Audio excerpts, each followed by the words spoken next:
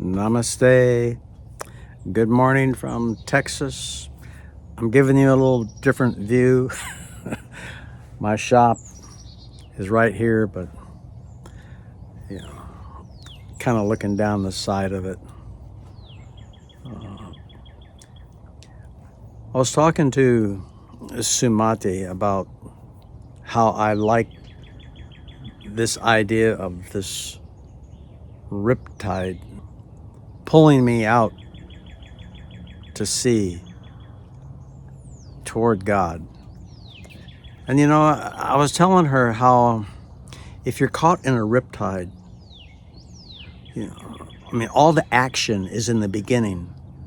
It's like, let's say you're at the ocean and you're all of a sudden you feel this riptide, and at the beginning everything is happening fast. You're panicking, you're moving quickly, it's pulling you out, things are moving visually, seem to be moving quickly, and then it's almost like peace. You're out in the ocean. And I've noticed this, that my life was a lot faster. It seemed that way in the beginning. I'm speaking of the coincidences and as I think back upon my life, in the beginning there was a lot of activity, like this riptide was, where now it's calmer. But a riptide is like that. It grabs you in the very beginning. You're right to say by the beach, and all of a sudden you're moving. Maybe there's a pier, like there could be a pier, and you're looking and it's moving. But once you get out into the ocean, it seems calmer. May not be, but it seems that way. And so there are a couple other things that happened to me when I was younger that I associate being swept out to sea toward God. One of them has to do with dreams, and I'll tell you about that now. When I was a seminary student at the Clark Seminary out in California, one of the books that I was asked to read was Winged Pharaoh. Winged Pharaoh by Joan Grant. In this book, the little girl starts out with her and her little brother, but these are the children of the Egyptian pharaoh. And Joan Grant, she says she wrote this out of a past life recall. So I read this book, and in this book, eventually, as she grows up, she becomes a priestess, a novice. She enters her own type of seminary, Egyptian seminary, where she learns how to be a high priestess. And one of the things that she did was she practiced remembering her dreams. And basically a simple technique. Now, they didn't have like a ballpoint pen and paper. She talks about writing on a wax tablet. And what she would do when she would wake up and she would train herself. If she remembered a dream, she'd write down little, what we call today in computer language, tags. Like, she wouldn't say, I was taking a walk and I was by this pond and I saw a green frog. No, she wouldn't write a sentence. She would just say, she might write down pond, frog. That's it. Tags. And this is what she would do.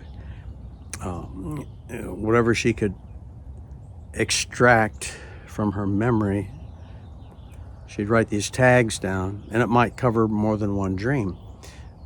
But then later on, during the day, in the afternoon, the idea was to sit down, and she would then try to remember what she had dreamt.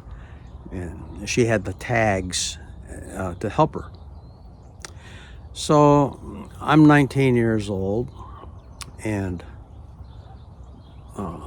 I thought that I would do this myself. See, I was in California, but I would fly back to New York maybe once a year to see my grandmother and my friends. So got me a notebook and a pen, put it next to my bed, and for 30 days, this was my plan. For 30 days, every morning. So I start doing this, and I don't know, I guess I was a lot sharper. My brain was working. I mean, my brain has always been working about 20%, but I was able to remember pretty easy my dreams. I had never I've never written them down, so I mean, this was all new. And not only could I remember one dream, I could remember sometimes 5 distinctly different dreams. I mean, this was like mind-blowing. This was like again, this was like a near-death experience. And and about halfway through, I mean, my notebook is, got all these tags. I mean, I'm doing great. At least I remember 1 dream, 2 dreams often, 3 dreams quite frequently, sometimes 4 dreams. So I wake up this one morning and nothing, 0. I can't remember. I'm doing the same thing. I can't remember a single dream, but I would not admit. I kept trying and trying. I couldn't, but I refused to admit defeat. I wasn't going to be defeated. I knew that I had done something. I had no idea what. I knew it on theory, not because I sensed any dream. I just knew it on theory. I mean, if my notebook was full every day for 15 days, now it's the 16th day, why would it be a blank? So I'm trying. I had a little technique, basically trying to maybe going back to sleep and just trying to grab on mentally to something that felt warm, something that felt familiar, some image. 30 minutes, nothing. 40 minutes, nothing. 45 minutes, nothing. Well, now I'm beginning to think that, I'm looking like a nut here. It's been 45 minutes, get up. I decided in a few more minutes I'll get up. I just did not want to admit defeat. And all at once, boom. Oh my God, I remembered a dream. And then I'm using this technique, boom, boom, boom. That morning, I remembered 4 distinctly different dreams. So that was part of this undertow, pulling me out to sea, pulling me towards God. Somewhere in this same time area, I don't know if it was that trip back to New York or it's blurry a little bit, but I had wanted to see my friends, my best friends from high school, Bruce and Fred, Eric, maybe Roseanne, she was around. I think at that time, Bruce and Roseanne were engaged. So I was, I miss my friends, So, but it turns out, you see, this is after high school. Well, they all have jobs, right? So nothing's really going to happen until they get home from work. So I'm kind of at my grandmother's house with really nothing to do. So I remember I went upstairs and into my bedroom, not to sleep. I wasn't tired. I was just a little antsy. I either lay down or sat up on the bed, probably propped myself up with some pillows. It was a very small bedroom, so the bed was quite close to everything. And I noticed right in front of me to the left, I started to look left to right. And there was a dresser, and then there was a closet door, and then there was a picture of my father's army battalion, or it was a lot of men. I mean, there must have been 100 men. It was one of them big, long, skinny pictures. You see them maybe in antique stores with just all the soldiers and their flags. And if you look careful, you can see my dad. And then you turn the corner, and there was a picture of me and my little brother and my cousin Joy when we were all 7 years old, 6 years old. So I looked. So I went back and started again, looking, and I said, yes, I see. So I started again. And so that's, I'm doing this the whole time. I'm looking, and then starting again. I didn't do anything different. I look at the dresser, and, I'm looking for truth. I'm looking for something that's true. And I said to myself, yes, it's crystal clear. It's right there. That dresser is crystal clear. And now I have to wear glasses. I can't see. I need cataract surgery. But back then I had,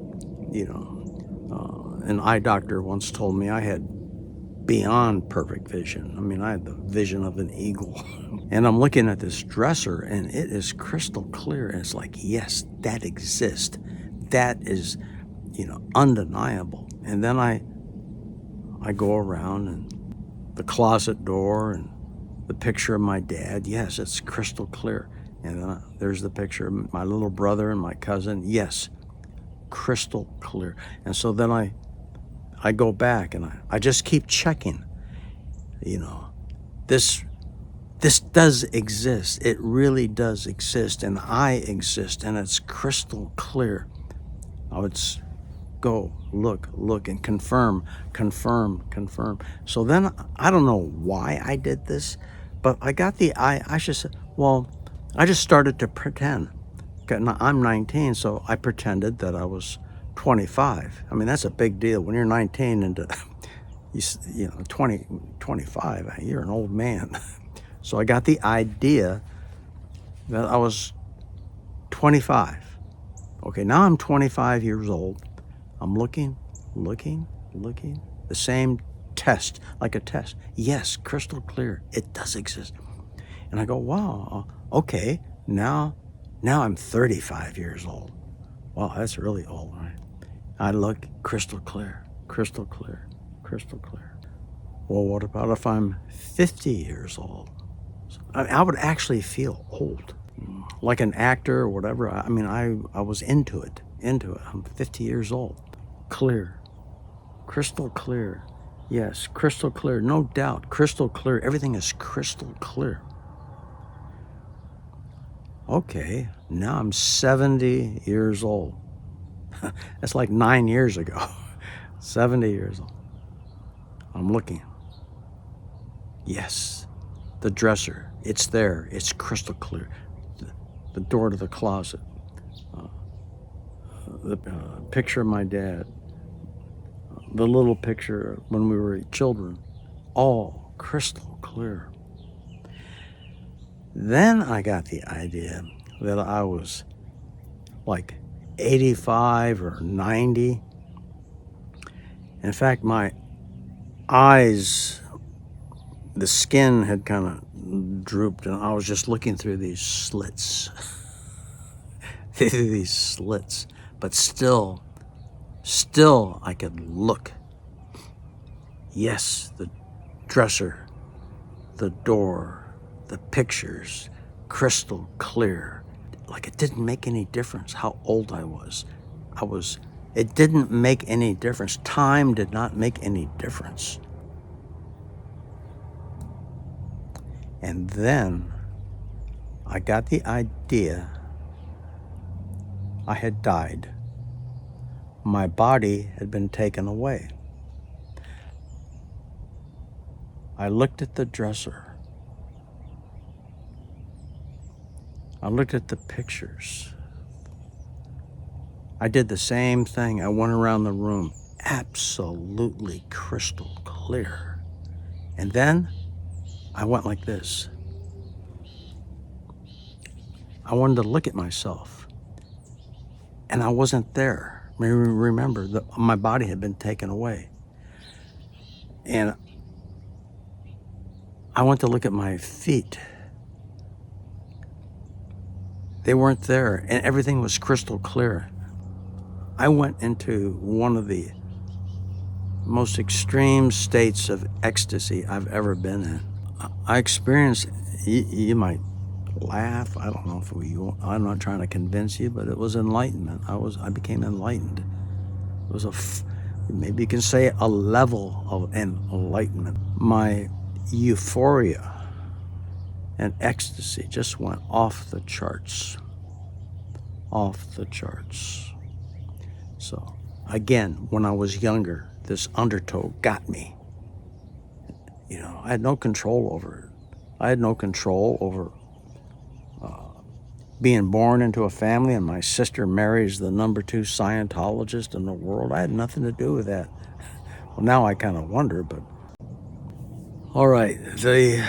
Let's go back to California. Again, this all happened. See, I was born in 46, joined the Air Force. I was 22 years old, so this happened before I joined the Air Force. Again, all when I was young. This is when this current grabbed me, you know, just all these things like in a period of 5 years. I mean, it was like happening. So one of the things that we did at the Institute of Ability is that every Sunday morning, Charles Berner would give a lecture. And this lecture took place at the Institute of Ability. It was located in Costa Mesa, California. And we'd set up the chairs. There would be usually 16 people, maybe 20 at the most. So it was on a particular Sunday morning that I want to tell you about. So we're all there. Drew Renner's there, Ken Fry, Ed Riddle, Bill Savoy, he was there, Dee Wheatley, she was there, her daughter, Marshall Savage was there, different old timers, and Charles is going to give this lecture. So, you know, just like anyone else, they give a lecture, they'll come out and crack a few jokes, maybe kind of warm up the audience, you know. So Charles was quite personable, and this is what he did. So, and he loved to read. So he started to tell us how he was reading this, got this new book from India. And, you know, so I kind of perked up a little bit. Actually, during this particular Sunday, I had just started a relationship. I had a new girlfriend, and she's sitting right next to me, you know, and she's playing with my fingers, and, you know, I'm not really thinking, you know, my mind is not so much on what Charles is saying. I was struggling to focus, you know. So he's talking about this book, and then he says the most amazing thing. He says, yeah, there are these two cats, like the hipsters, these two cats from India, he goes, Krishna and Arjuna, and they had these mystical powers, and they would roam around ancient India and create all this havoc. When he said the word Krishna, I don't know, it was like, I almost fell out of my chair. I have no idea why, but when he said Krishna, oh my God, it was like I could hardly contain myself. It was just something mystical, super mystical. He said Krishna. And that, I said there's a couple things I took with me when I left California. Krishna was one of those things. What is help is the other one. So I ended up joining the Air Force in 1969. I got out in 1973. And in 1975, I found myself living in the middle of a deep Adirondack forest as the caretaker for 200 acres and this most incredibly beautiful little handmade cabin that had sat there kind of like undisturbed. I don't know when it was built, maybe back in the 20s. It just had that feeling. And there, up on a mantle, there were all these National Geographic magazines. They went back to 1920. It had a fireplace inside. It had an old Red Cross Tribune, kitchen cooking stove, one of those, it had a warming oven,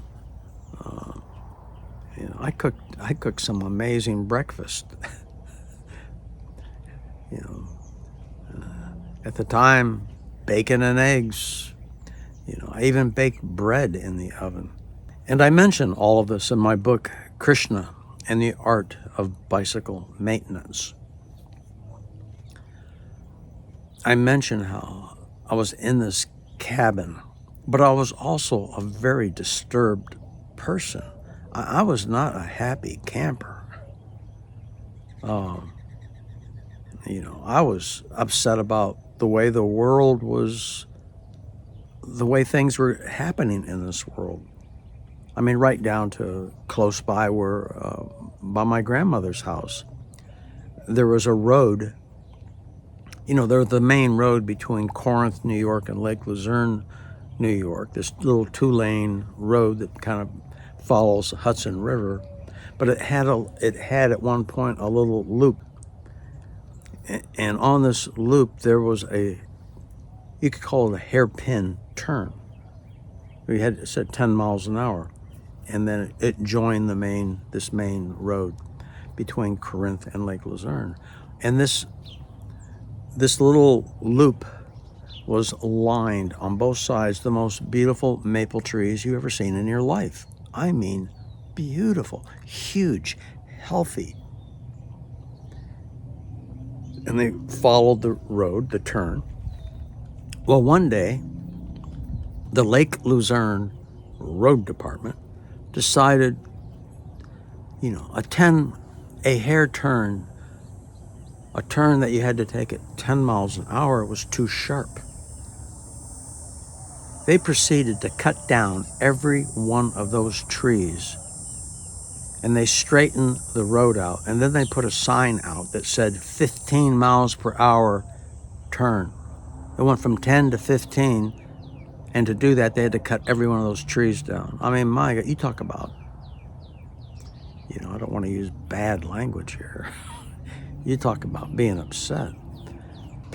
I went to a lecture at the University of New York, and this lady was talking about radioactive waste. I'd become aware of radioactive waste, and they have these, nuclear power stations where they create electricity, nuclear energy. And so there's a byproduct. It's a very deadly byproduct. And it's a worldwide problem. Nobody talks about this, but they bury this stuff in the ground, and you can't get around it. It's so deadly. The lady at this who was giving this lecture at the university there in Albany, New York, she said if you get one speck of it, one speck in your lungs, you're going to get lung cancer and you're going to die pretty quickly. It's that poisonous. Okay, so this stuff has a half-life.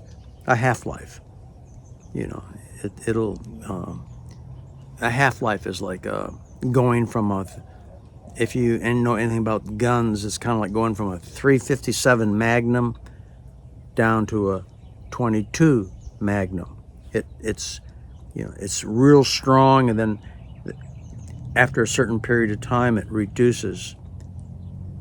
I mean, a .357 or a .22 Magnum, either one, that's going to kill you. They're both very powerful bullets. All right, so it has a half-life. But the thing is, she was saying that the half-life is, I think she said, 3 times longer than the known history of mankind.